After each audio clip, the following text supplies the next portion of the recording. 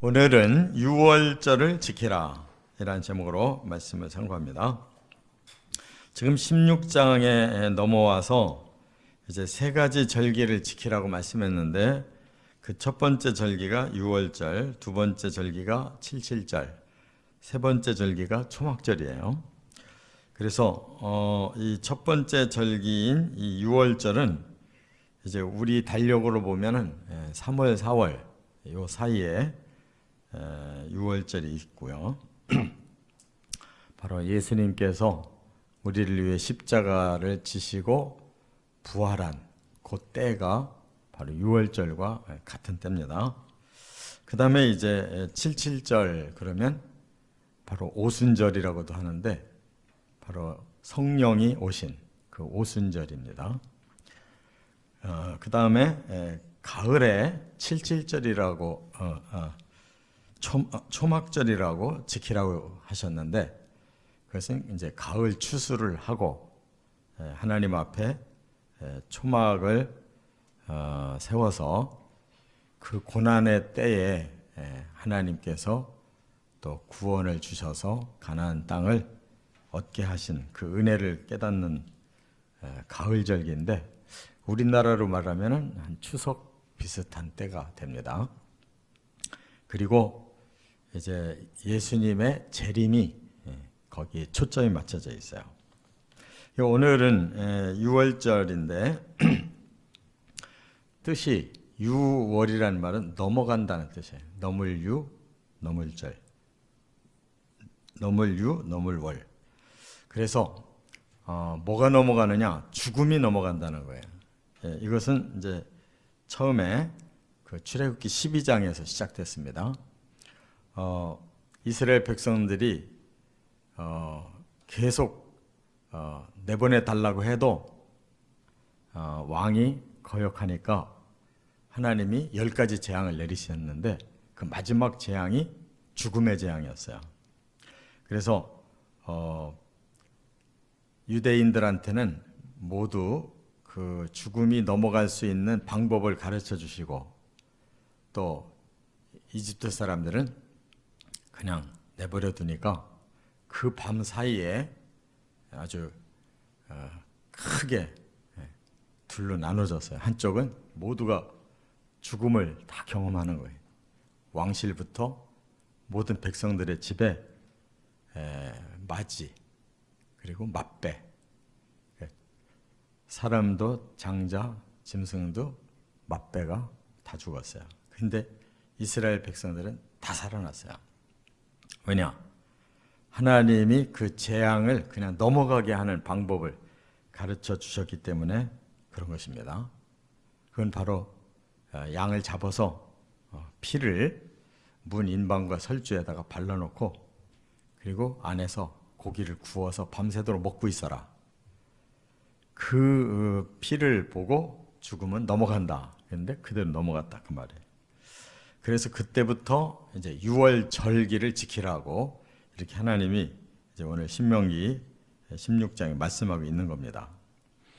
그래서 우리도 이 유월절을 사실은 지키고 있어요. 그게 바로 예수님이 고난받으신 고난절 또 부활절이 바로 이 유월절에 해당되는 것입니다.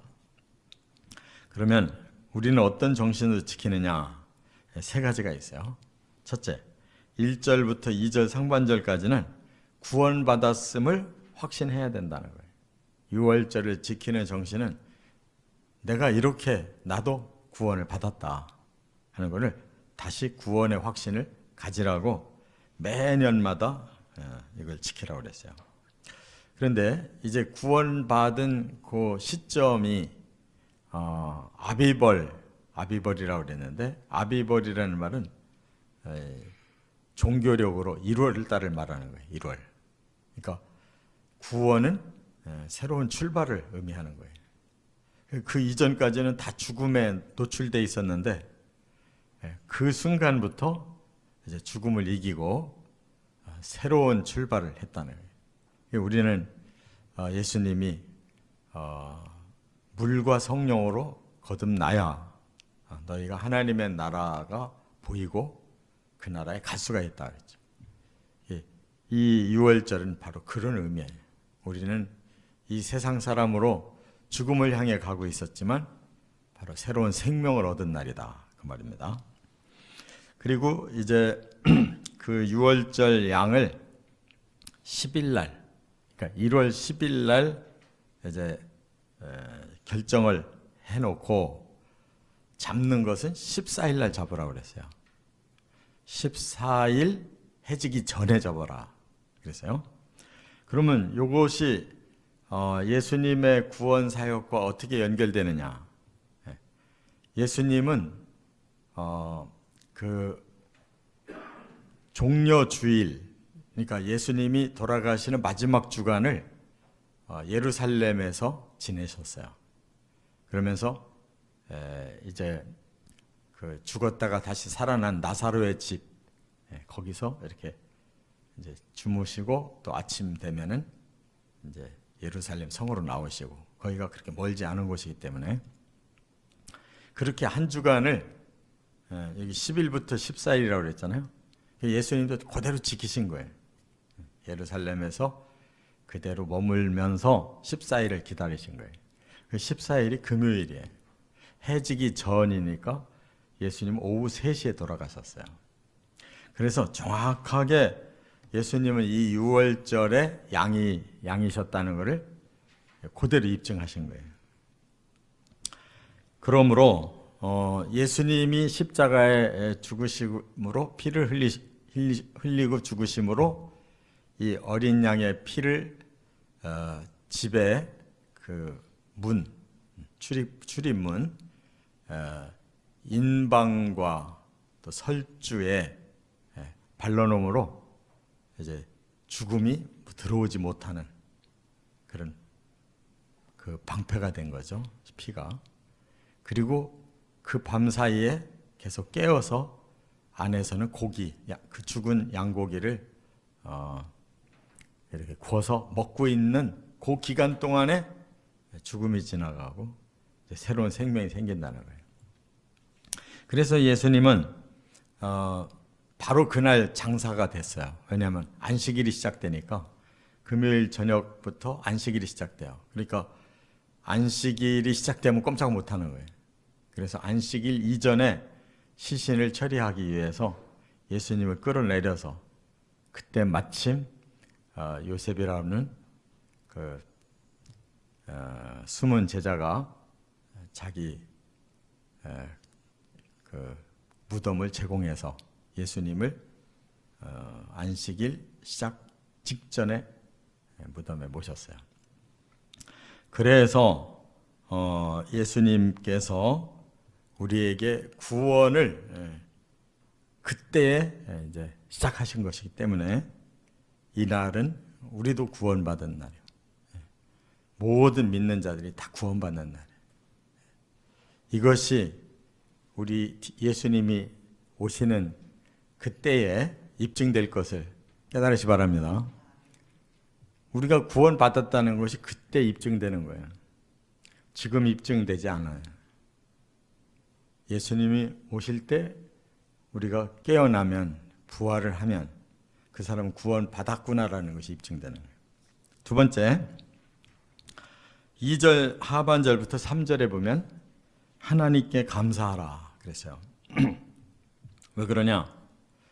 그냥 하나님이 그냥 우리의 죄를 대신 이렇게 희생양을 통해 죄의 값을 치러주시고 우리에게 구원을 주셨기 때문에 이 구원은 우리의 공로가 하나도 없어요.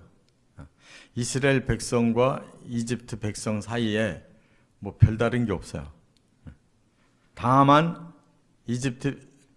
이스라엘 백성들은 하나님이 너희들을 살릴 방법을 알려주겠다 하고 양의 피를 바르고 양고기를 먹고 있으면 구원받는다 하신 말씀대로 순종했을 뿐이에요. 그런데 이렇게 극적인 격차가 일어나서 애굽인들은 맛뱀 맞이가 다 죽었다. 이스라엘 사람들은 다 살았다. 그거 차이예요. 딱 하나예요. 하나님의 방법대로 그냥 순종했다는 거예요. 믿고 따랐다. 그렇기 때문에 예수님의 그 철저한 희생제물 되심을 우리가 믿기만 하면 그 구원이 우리에게 그냥 온 거예요. 그리고 이 양은 태어난 지 1년 된 어린 양이에요. 그래서 순양을 그때 바치게 되어 있단 말이에요. 예수님을 다 예표하는 거예요. 정확하게 하나님은 구약의 출애굽 시대나 지금이나 종말에 예수님 오시는 때나 다 하나님은 완벽하게 아시고 이렇게 성경에 계시를 해놓으셨기 때문에 그 의미가 조금도 어긋남이 없어요. 출애굽 때 이스라엘 백성을 살리는 그 구원이나 지금 우리가 전도받고 예수 믿고 구원받는 것이나 종말에 예수님이 오실 때 부활하는 것이나 모두가 하나님 계획 속에서 그대로 완벽하게 이루어지는 것이다 하는 거예요. 그렇기 때문에 우리는 구원은 하나님의 은혜고 우리는 하나님께 감사할 뿐이지 다른 어떤 조건이 없어요. 그래서 예수님의 그 희생 제물이 왜 필요하냐? 우리는 죄인이기 때문에 죄값을 치르면 죽어야 되는 거예요. 그러니까 죄값을 치르고 살아날 수가 없어요. 사람은 그 죄가 너무 커서. 그러니까 다른 죄값을 치를 제물이 필요한 거예요. 그게 구약시대 때는 짐승을 예표로 쓰고 예수님 오셔서 바로 예수님이 하나님의 아들이라는 이름으로 오신 거지만 실제는 하나님이셔요. 근데 예수님과 하나님을 구별하기 위해서 하나님과 하나님의 아들이라고 표현했을 뿐이에요. 하나님 자신이 사람의 몸을 입고 오셔서 사람의 죄값을 대신 지기 위해 죽으셨어요. 그렇기 때문에 전적으로 하나님의 그 은혜로 우리가 구원받았다는 것을 깨닫고 이제 다시는 우리는 이런 죄를 반복하지 않고 하나님 앞에서 거룩한 백성이 되겠습니다 라고 우리의 마음에 다짐하는 절기가 바로 이 유월절이다 그 말이에요. 끝으로 세 번째 4절부터 8절에 철저히 죄를 벗으라 이렇게 말씀했어요. 그것은 누룩을 가지고 표현을 해주셨어요. 사람들이 이제 빵을 먹으면서 사는데 갑자기 이 해방을 얻어가지고 그 이튿날 막 새벽부터 출발한 거예요. 그러다 보니까 빵을 이렇게 반죽을 하고 그걸로 이제 먹어야 되는데 그럴 새가 없는 거예요. 말하자면 빵은 그냥 누룩이라는 거를 좀 집어넣어야 부풀고 그 다음에 이제 빵을 구워야 되는데 그럴 새가 없어요. 그래서 이제 그들은 출애굽했을 때 어쩔 수 없이 그 첫 세대는 어쩔 수 없이 누룩이 없는 빵을 먹을 수밖에 없었어요. 근데 하나님이 그 상황을 우리들에게 죄를 없애라고 하는 명령어로 그것을 해석하게 하셨어요. 그래서 누룩이라는 것을 죄로 상징하면 그 빵이 누룩이 없으면 죄가 없는 거고 누룩이 들어가면 퍼지는 것이 죄가 퍼지는 것으로 해석을 하셔서 우리에게 교훈을 준 거예요. 너희는 예수님의 십자가를 믿는 동시에 구원이 시작됐다. 그런데 그 다음에 필요한 건 뭐냐? 더 이상 죄를 짓지 않도록 하는 훈련이 필요하다는 거예요. 누룩 없는 빵을 먹는 훈련. 누룩을 왜 넣느냐면 사람들이 맛을 얻으려고 넣는 건데 그것을 죄로 이렇게 예수님이 비유하시는 것은 정말 같은 이치예요. 사람들이 맛을 내기 위해 누룩을 사용해서 먹듯이 사람들은 죄 짓는 것이 이 세상을 사는 데에는 그들이 얻고자 하는 욕망이 채워지는 방법이기 때문에 그것이 달콤해요. 좋아요. 그러나 그것을 제거하는 것이 필요하다는 거예요. 우리가 죄질 때 항상 유혹을 받고 그것을 행하면 내게 만족이 될 것 같으니까 죄를 짓잖아요. 그걸 이겨내야 된다는 거예요.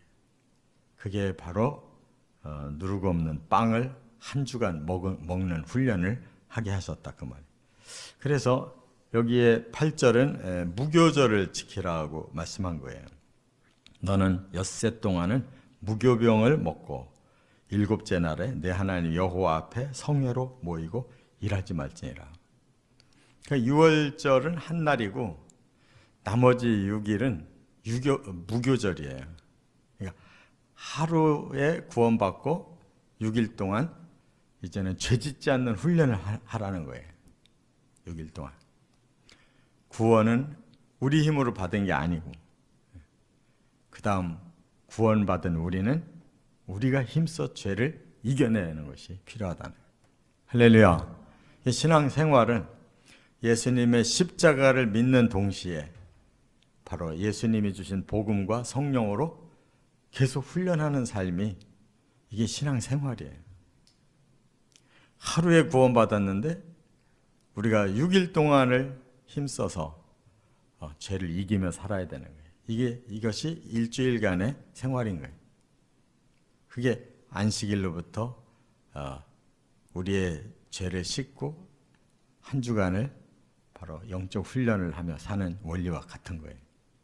이렇게 하나님은 우리를 구원하는데 모든 초점을 맞추시고 우리에게는 죄를 씻는데 모든 초점을 맞춰 살면 되는 거예요. 이런 원리를 항상 영적 유월절을 지켜가는 삶을 살아가시기를 주의 이름으로 축원합니다.